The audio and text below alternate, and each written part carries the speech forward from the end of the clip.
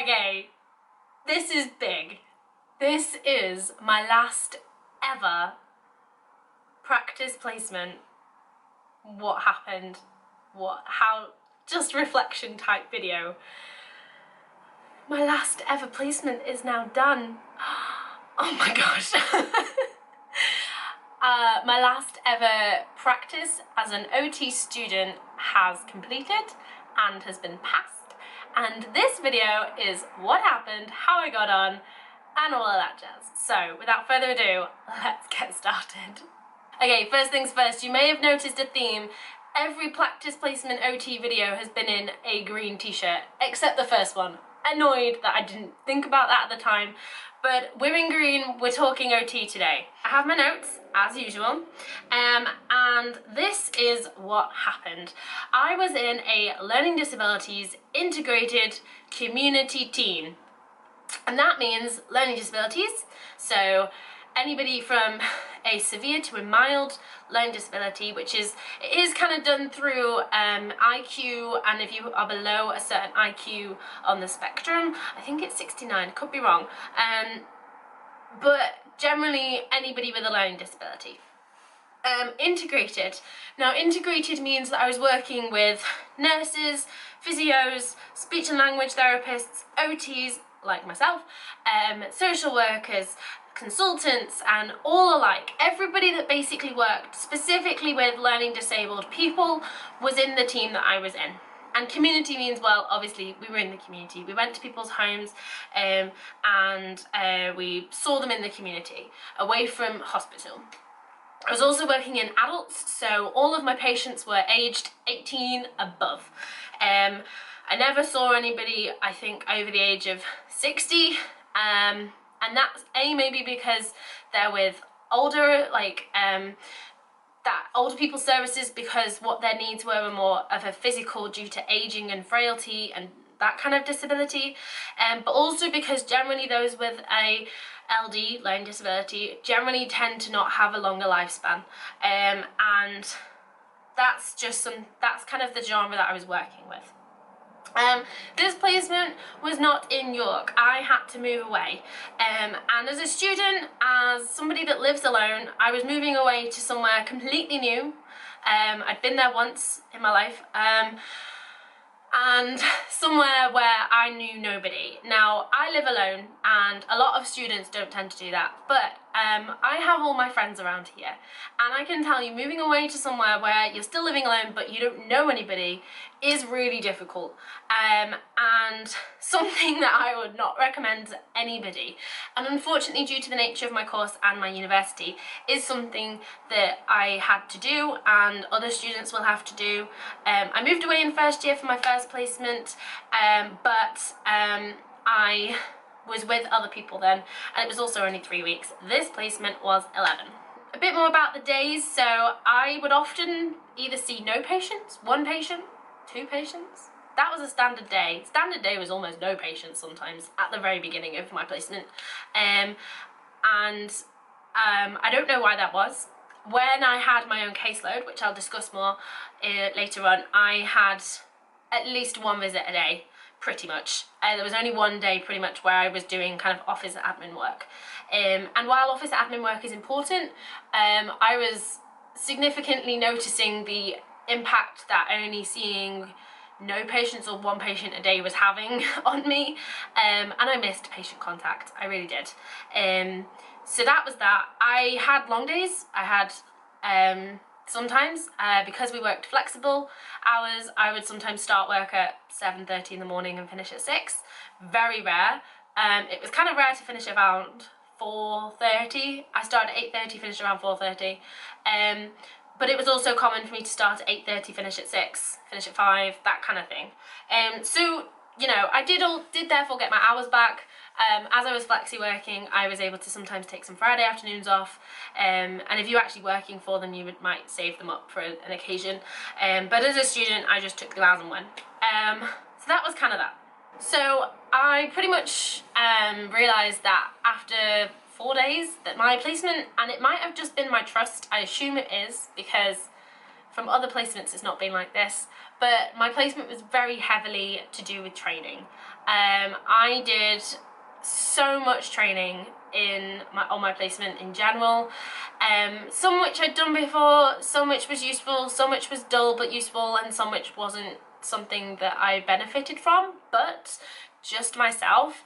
I went to an LD conference, which was a trust conference. Parts of that were good, parts of that were not so good.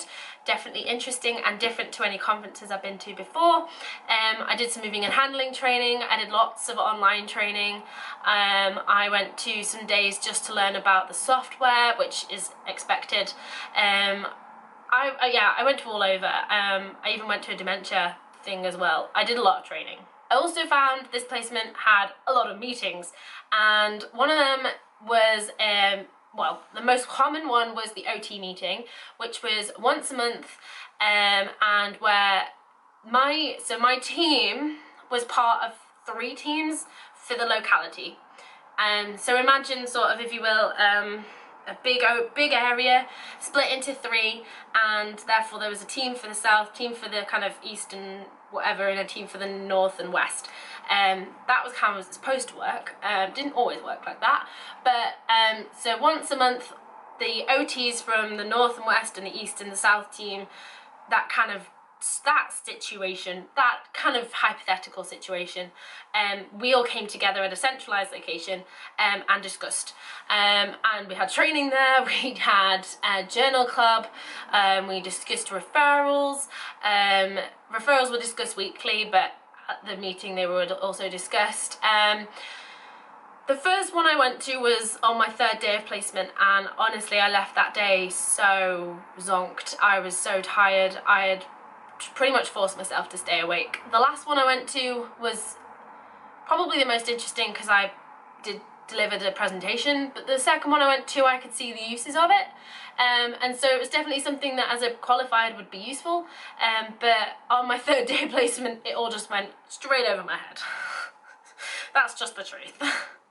Also, I had supervision, which was supposed to be weekly, didn't always quite happen like that. I also had to attend daily huddles, which I'm not gonna lie, didn't completely always understand the input of them. They were very social work based instead of the actual sort of therapy side, but I know in huddles of other teams that it can be very therapy side, so it's definitely useful going to them just in case.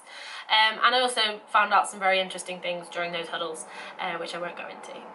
So that's kind of an overview. I overall didn't majorly enjoy this placement. Now that's nothing against my educator at all. She was really nice, and that's nothing against the actual team themselves. It was partly to do with the fact that I moved away and I found that this placement really difficult, partly to do with the fact that it was all new to me, and some other reasons, but I'm not going to go into them because they're personal to me. But in terms of working with the patients, working with learning disabled patients, I really enjoyed. And you know, that some of the team were really, really nice as well, and really very, yeah, just really nice. And I learned some new local dialect, which became essential to know. Let's just say that. Lots of use of certain dialect that I've never heard before. Sticking factual, I saw patients that were very varied in their communication. Some patients had absolutely no communication problems or needs at all. Some were non-verbal, so wouldn't be able to communicate with you at all. And some had a level of communication which was through noises. And you may or may not have heard of the Mental Capacity Act. A lot of my involvement in this placement was highly influenced by if a person had mental capacity, or if a visit was conducted through a person's best interests, as it's called. And that was very, as far as I'm aware, very learning disabled specific, and really interesting, really good as well. And it was certainly an eye-opener, but I really enjoyed it. I loved communicating with the patients who were non-verbal, as well as those who were verbal, as well as those who were verbal but very quiet and quite shy and concealed to themselves. and it's very, I think, as my educator pointed out, learning disabilities is something that you're either good at or you're not good at. It's a skill that you either have or don't have, and I found it really enjoyable, really easy, and generally just really something that was just a good feeling, and found communication not a problem. So things that I did, a lot of it was very equipment based. This was called my mental health placement, but it was equipment based, and so a lot of it was to do with slings, a lot of it for a patient, for instance, who was non-verbal and had no use of any of their limbs. That was a lot to do with slings, and hoisting. Also to do with things like bathing equipment, if they even if they had communication, it didn't really make any difference, their communication, but in terms of like bathing safely, either in the bath or in the shower, a lot of it was to do with bed rails, to keep them in bed at night, safely in bed at night, not against their will, literally all those things. And sometimes house visits were completed to kind of check. For instance, there was an occasion where a house visit was completed before the house was even built, so it was in the building process, to try and ensure that the house was going to be suitable for a client to move into, who was not at the moment but potentially will be wheelchair bound. For the sixth week of my placement, I actually had a caseload of about 10 people. I believe an average caseload for a qualified OT who's been working for a while is about 25, but I had 10. Whom I did work with my educator with.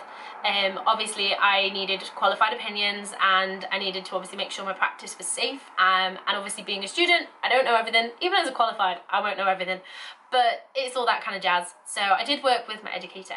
One of those was a skills assessment, so this was pretty much over the course of the whole time I was there, the whole 11 weeks. And that was assessing if they could live independently or if they would be best suited in supported living. And so skills assessed things like community skills, road safety skills, cooking skills, bathing skills, general household management, sticking to a routine, that kind of thing, self-care, community, work and education. It literally covered everything, and I did use an assessment called the HALO assessment, which stands for the Hampshire Assessment of Living with Others, and I think it was like 1983 or 1989 or something, to help guide me in my practice, but it was that one was a very long discharge, let's just say that. Discharge report was very long, and very interesting, and the first time I'd ever done anything like that, which was really good. I also did things such as chair assessments, bathing assessments. I also did things like equipment, and I learned on this one that special order equipment can take more than 3 months to be delivered. I ordered something on pretty much the first day of my second week, so 5 days in, and by the end of my placement it still hadn't been delivered, and that just shows how long it can take sometimes for equipment to be delivered, despite it being ordered, and it's off a shelf, but it's just not off the shelf that we get all our equipment from normally. It's honestly, it drove me around the bend, but there's nothing I could do about it. And I also did group work. I also did some group planning, and some a group trial. Unfortunately I was only able to do 1 week because I was sick the other week, so I had to take the day off and it had to get cancelled, but I understand that they're potentially going to continue to implement that group work at the location that I did it in, and the trial that we did in a residential care home for those about seven people, and we did some sensory stuff. So we did a parachute games, and we also looked at sensory items like rolling them amongst our hands, against our faces,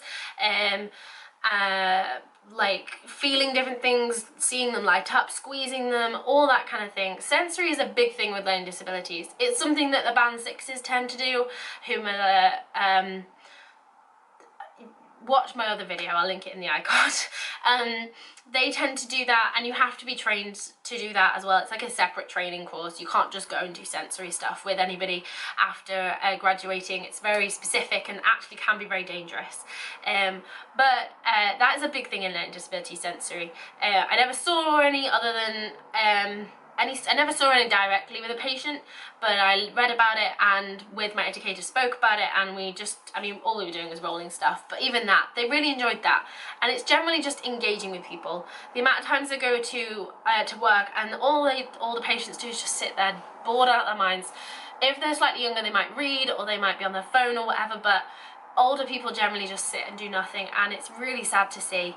And so generally what I've most taken from my whole uni experience and this degree and this placement is engagement in just communication is sometimes the like biggest thing on the world, and sometimes it's the smallest thing.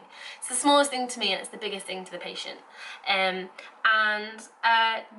overall that's kind of an overview of this placement. I'm glad I did it, I'm glad I experienced it, I'm glad I don't have to relocate necessarily again.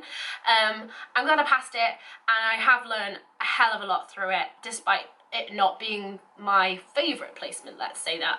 I've had 4 very varied placements, I think, which have changed in terms of both their location but also in terms of what I did, and you can check them out in the iCard below, and below. And now they're done, and we've got to wait and see what happens next. Thank you so much for watching this video. I hope you enjoyed it. Give it a big thumbs up and comment down below if it has been useful to you, or if you'll take anything away from it, or just generally your placement experience if you are also an OT student. Thanks for watching. Bye.